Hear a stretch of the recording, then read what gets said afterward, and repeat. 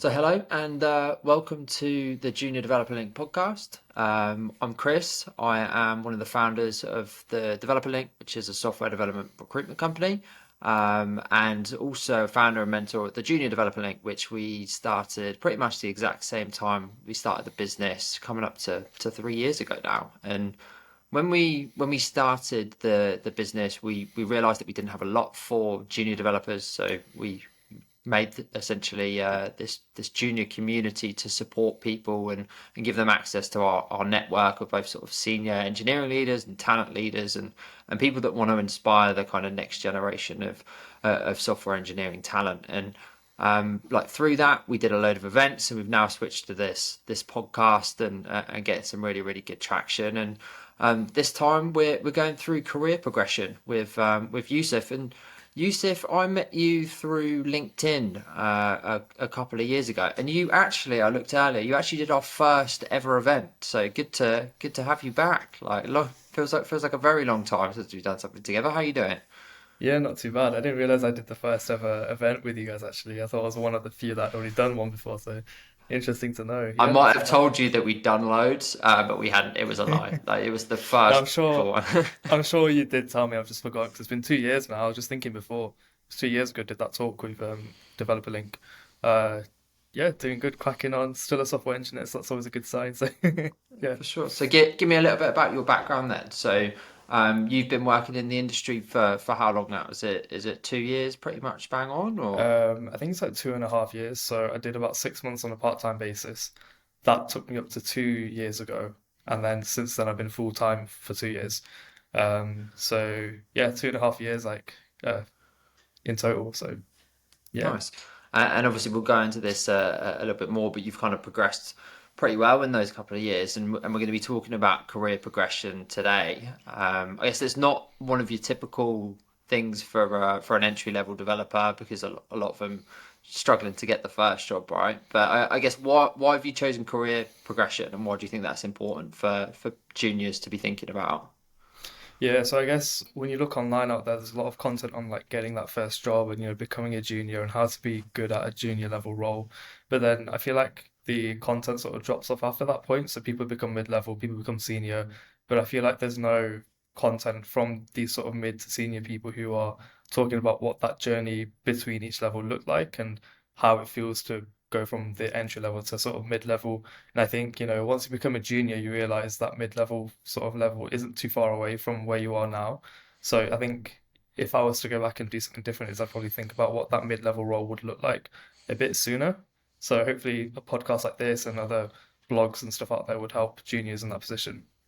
Yeah, for sure. And like, what is, and I guess like what defines a mid-level developer then? Like, what's the like? I guess for someone like myself, and I guess without having too much experience, it just seems like it's a number of years experience.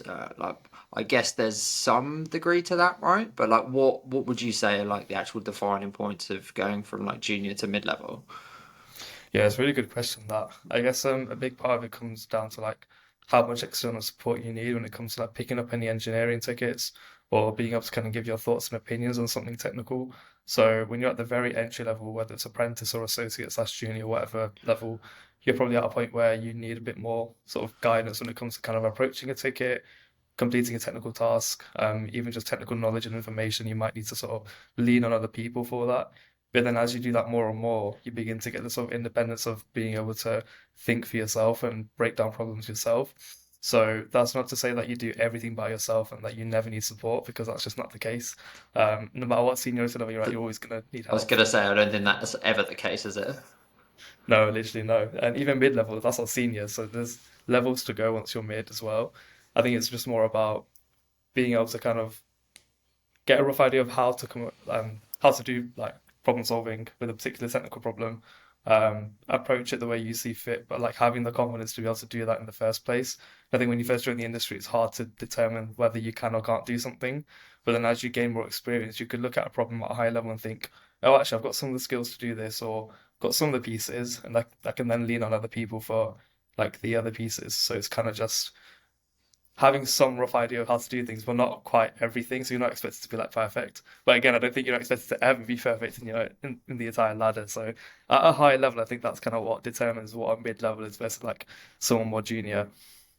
Is there an element of it which is like, I guess, learning shortcuts and more efficient ways to do things, and also knowing kind of like what to delegate, what to kind of work on yourself and all that kind of stuff, as opposed to like just being given something and having to work out the best way to do it and doing it all yourself. Does that come into it a bit as well?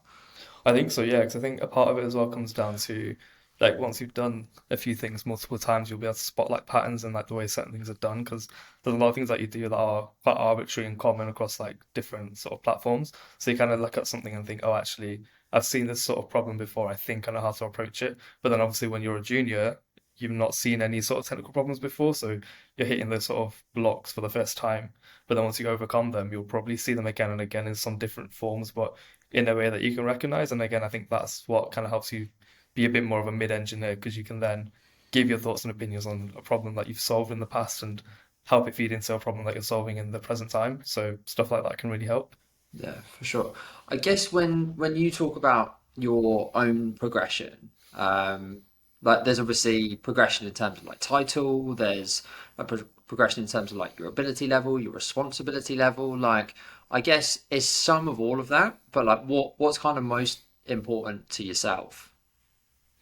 Yeah, that's a good question as well. I think one thing that I want to hone in on is the fact that as much as it is about your ability to write code and like the technical side, the soft skills are really, really important as well. And I think they can be sort of undermined initially for a junior engineer because you're so focused on learning all the hot frameworks and technologies and stuff, and that's great. So there's, keep doing that. But then you get to a point where it's like you've got these technologies under your belt, you can do them, but then there's other things that makes up an engineer. So you're not ever just going to be expected to sit and write code all day. Like there's more elements to it which involves like the soft skills. So being able to present, being able to communicate your thoughts, whether that's like through a video call or whether that's through Slack, like messaging, taking notes, asking the right questions, potentially taking lead on things, like all these other things come into play. And I think a big part for me there is like particularly for people that are like career switching maybe. So maybe you've been in other industries for years and you're only just coming into software engineering now, always bring in like all your experiences from everywhere else because that's what makes you individually like quite well-rounded versus someone that may not have those experiences. So like, for example, when I was at university, some people had just been at the university studying computer science and hadn't done anything else. So they didn't have like a part-time retail job. They weren't doing anything else to kind of broaden their skills.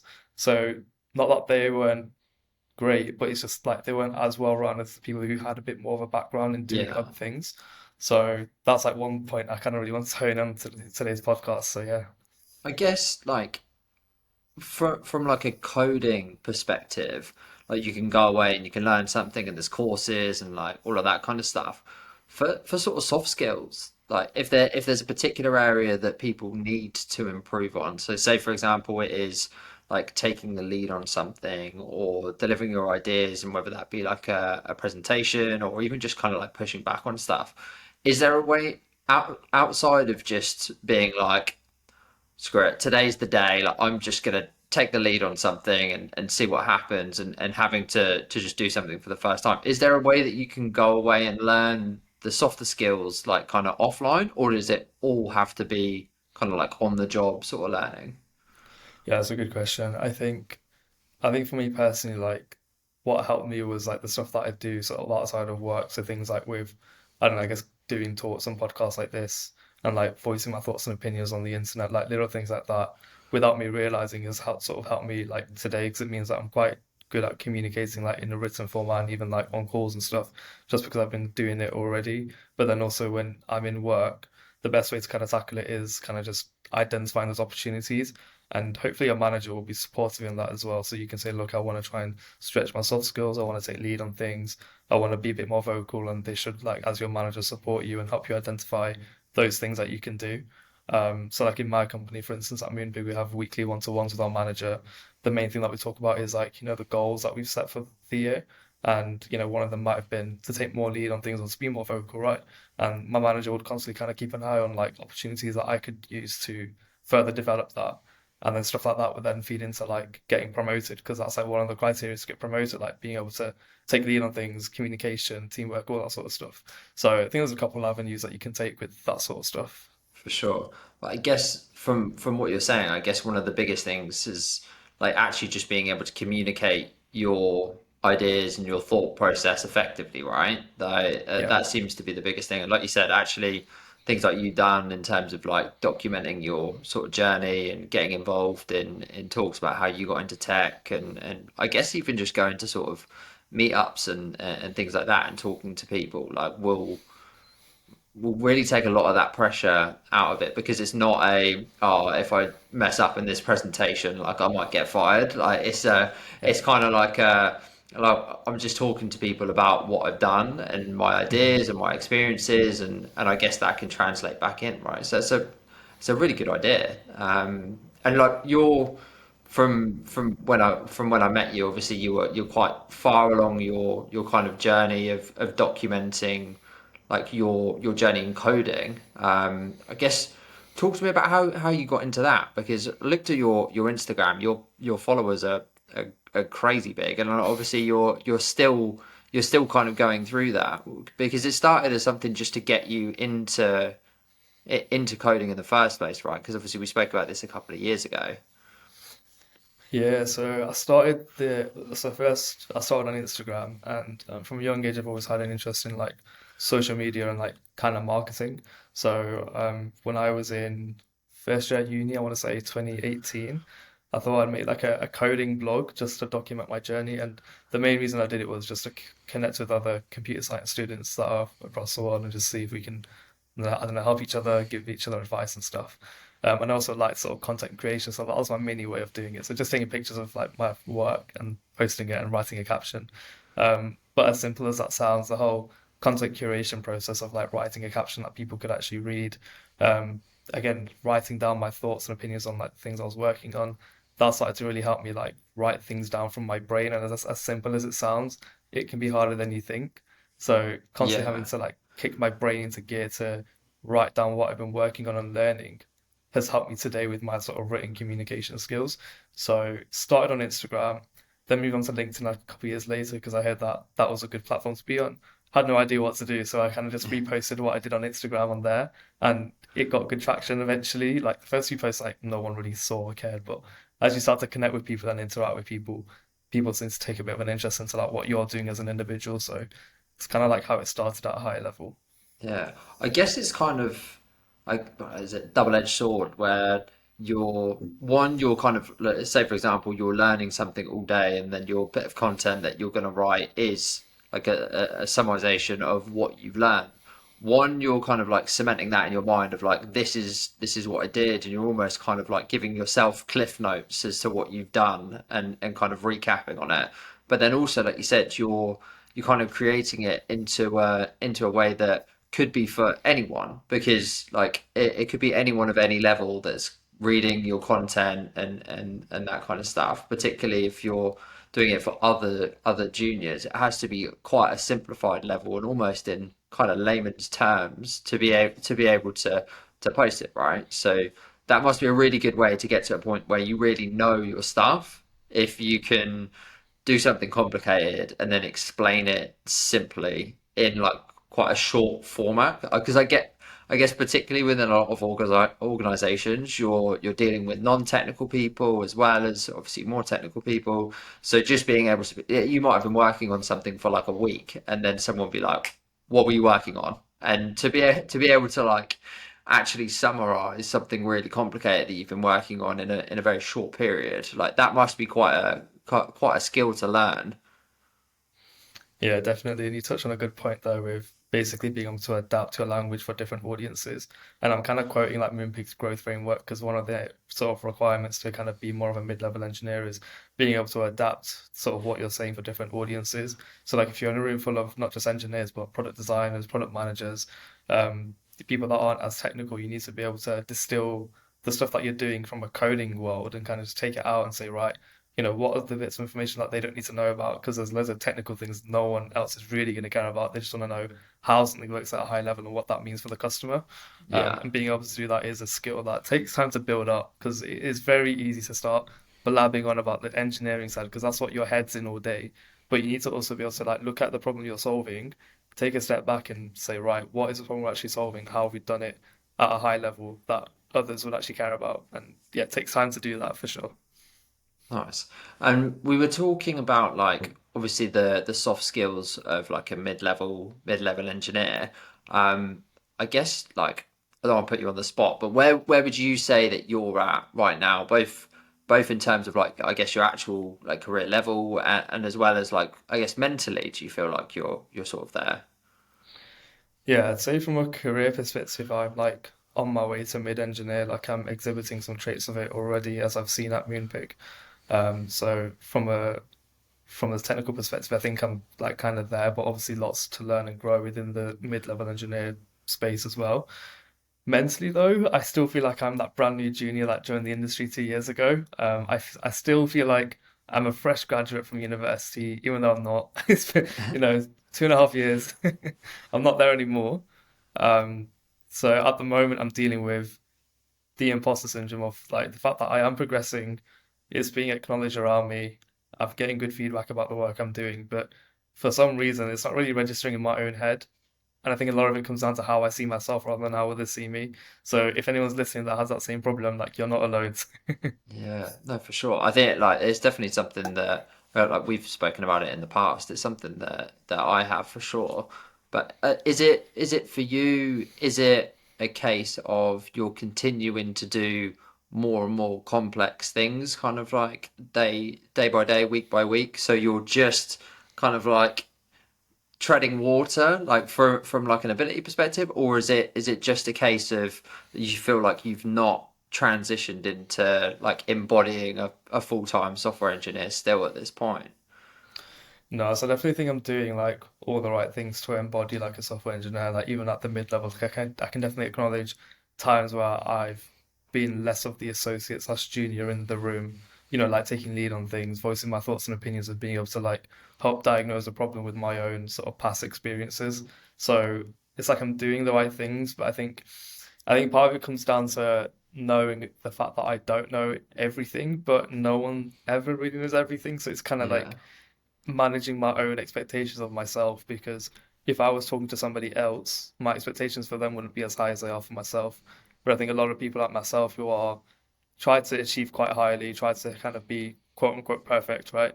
You end up giving your own self like a lot of slack for not doing certain things that you would never give to somebody else. So I think a lot of it is a mental battle, to be honest. yeah, for sure. Have you ever read the book The Subtle Art of Not Giving a Fuck?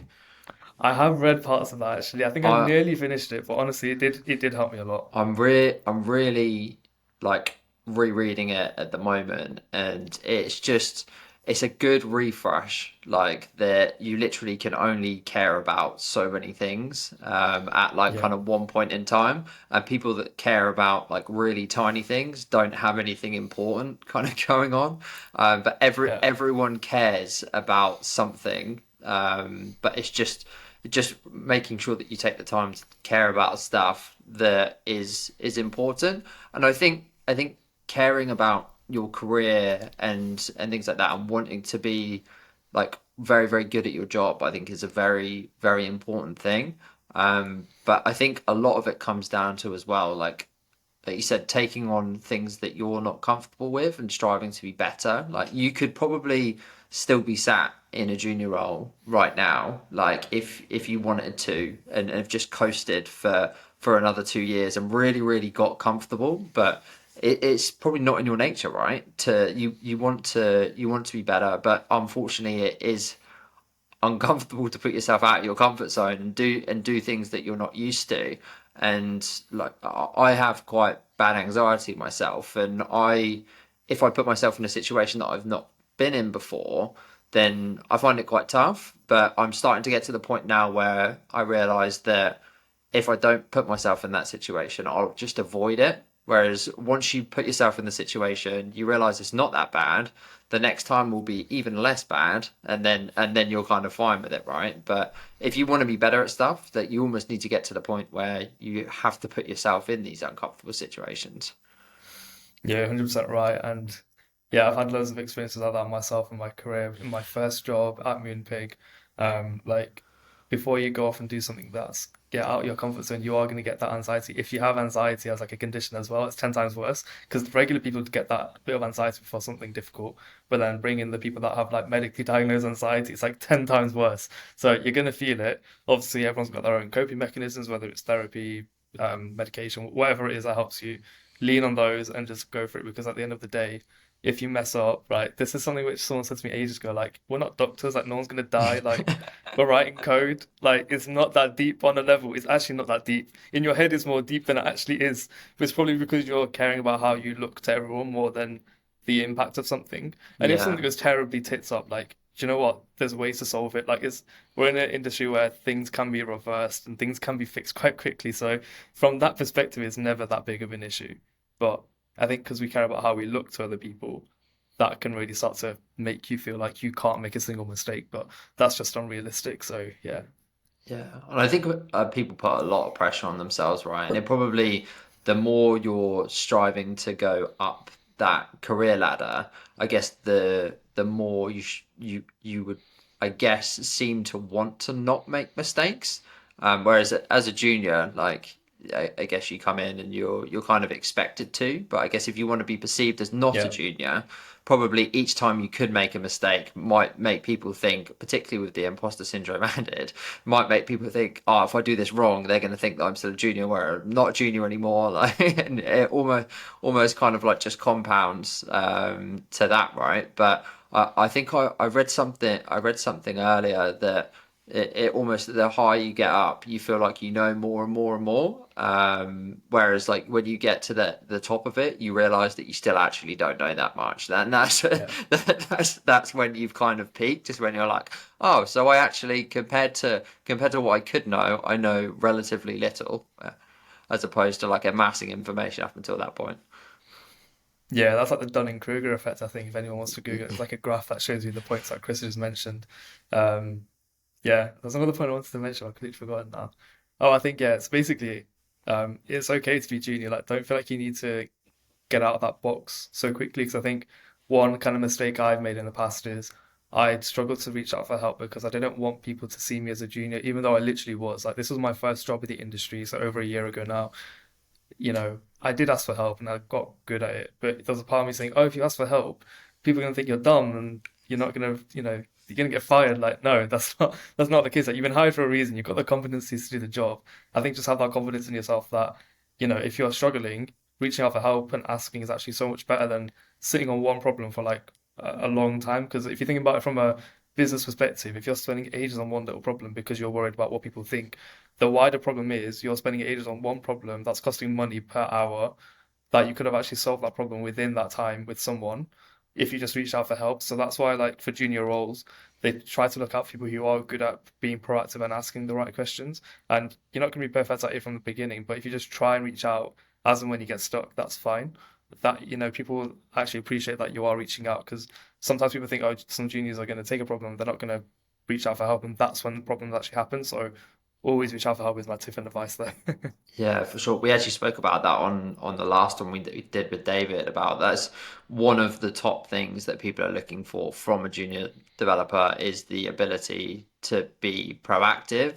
Yeah, And at any level as a recruiter, particularly more now for, I guess, remote roles where people can't just turn around and like ask people like, oh, how do I deal with this?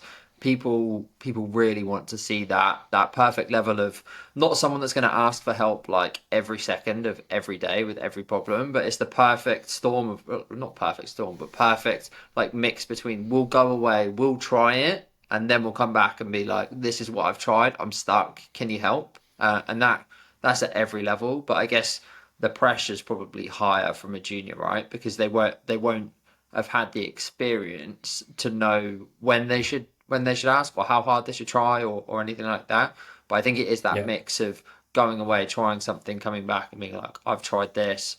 like what do I do next? I think is a big thing, and like if there are people that are sat there, like you said, not asking for help, like the last thing people want is people, they said, spending a week on one problem and going down a rabbit hole. Whereas if they'd asked one question, they might be put in a different direction and be absolutely fine.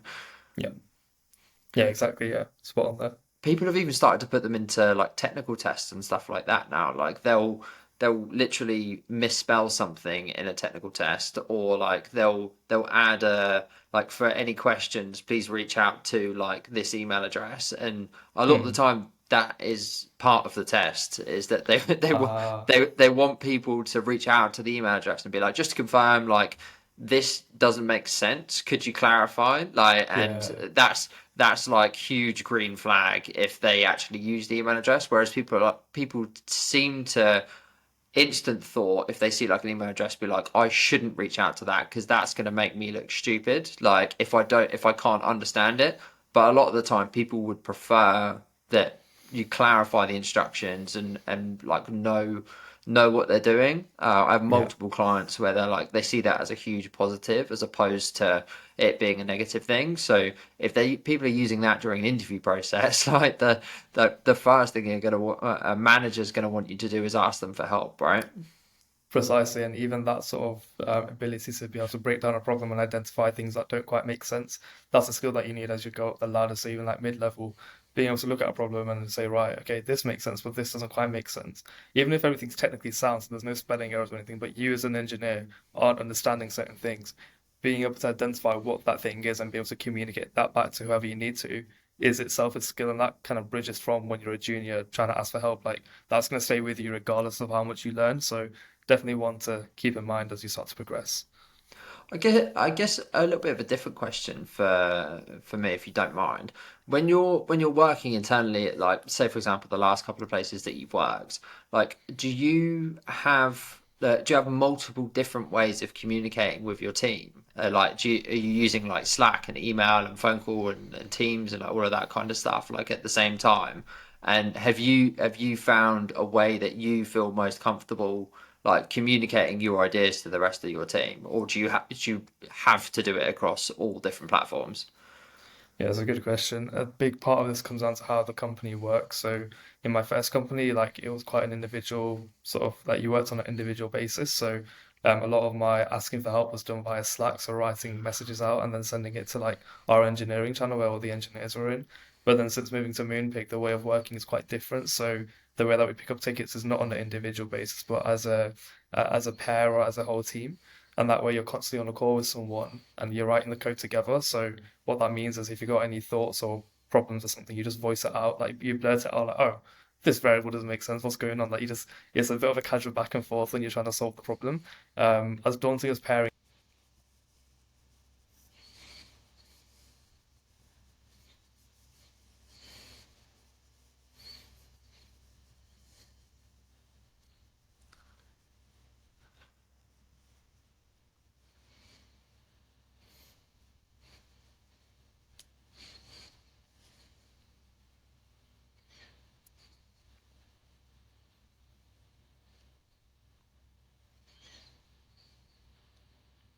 Yeah, for sure, because like a lot of companies are using that in their interview process now as well, and I think that can be quite daunting to some people to be thrown into a pair programming interview, and I think people a lot of the time will be worse when someone's just all of a sudden watching them write code, like they just freeze and forget everything that they possibly know.